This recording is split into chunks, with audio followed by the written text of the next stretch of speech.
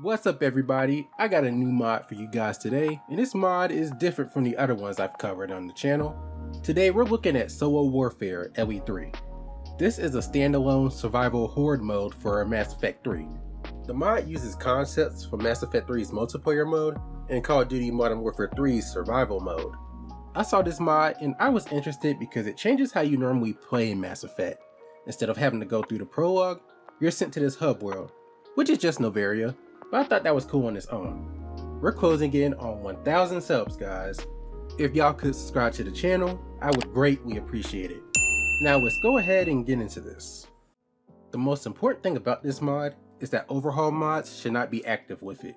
So mods like Diversification Project and Project Variety should be disabled before installing this mod. To start the mod, you'll have to start a new game. And you can either create a new character, or you can use an already created character, which is what I do here. If you create a new character, all that's going to matter is your character's appearance, whatever class you want to be. I decided to play as a soldier for this video, and I kinda wish I hadn't, but we're doing it. But after you get your character squared away, you're sent to Survivor HQ or Novaria, and you can explore the area. You don't have much starting out, but you can talk to these guys to reset your powers and power bonuses. But when you go farther down, you reach the main war room, where you can change your armor, your squad loadout, and your squad's armor through squad selection if they're a main squad mate. You can change some settings from the mod, like choosing where your minimap is displayed on the screen during combat, or how much delay you want on the minimap when it comes to enemy detection. When you're ready to start a match, you'll come to Hack It here. You can choose where you want the fight to be. You have 5 options to choose from. You can choose your difficulty. There are 10 ranks total, but you start out at 1, of course. And lastly, you pick the type of force that you want to fight. After all that, you're sent into the battlefield. Since this is a survival mode, the goal is simple: survive as long as you can. As you're going through the waves, your survival rating and your cash will increase, and this will allow you to access and purchase upgrades around the map. Whether it's weapon upgrades and refills, health and armor buffs, kill streaks, all these things will help you survive the rounds, and boy, you will need them. As you progress, of course the enemies you'll face will get more diverse and tougher.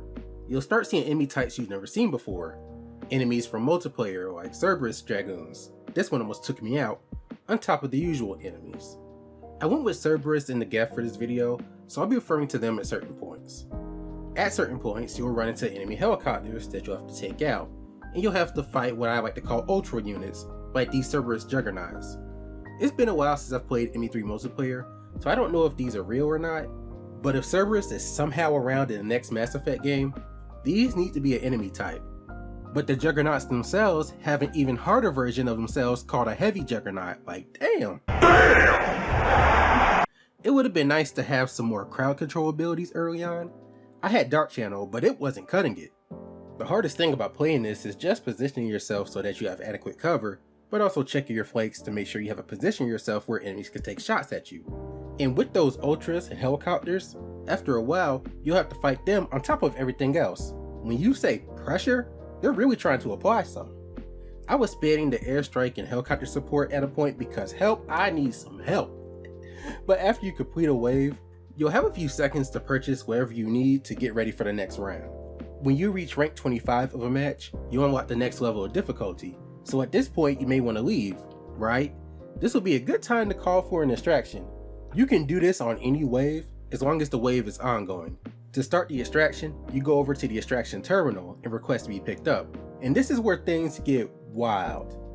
When you extract, you have to hold on for a certain amount of time for helicopter support and for the shuttle to arrive. But during this time, things begin to ramp up. It seems like the enemies spawn faster, and don't be all the way across the map. Then you'll have to do the race. Also, just because you cleared a wave during the extraction process, it doesn't mean you're in the clear. If you clear a wave while extracting, it automatically rolls over to the next wave, so it can get chaotic. But the satisfaction you get when you reach the shuttle makes it all worth it. However, if you die during the extraction, your progress will be saved, but you will lose a small portion of your earned resources. You'll earn resources like Ezo and other materials during the waves, and you can redeem them at the permanent upgrades merchant. And there's a bunch of things you can upgrade, but I have a long way to go before I can upgrade anything here. At this point in the footage, I had just completed wave 26, so when I returned, I noticed I unlocked more merchants, but I also unlocked the AI squad mate feature, so you can choose one squad mate to go out in the field with you.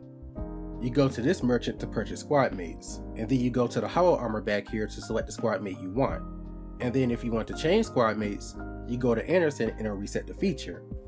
I should also mention that this mod is still in beta production, so things are kinda wonky.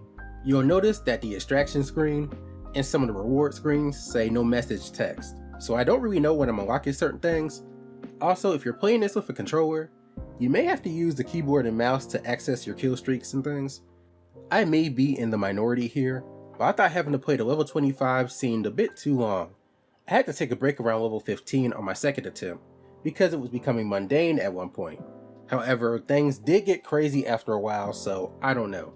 Maybe dropping it by like 5 waves would be a good idea, but if not, we should reward it for your efforts.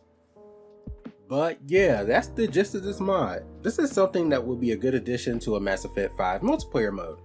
I've been thinking of making a video on that topic, but I did enjoy the kill streaks, the new enemy variations.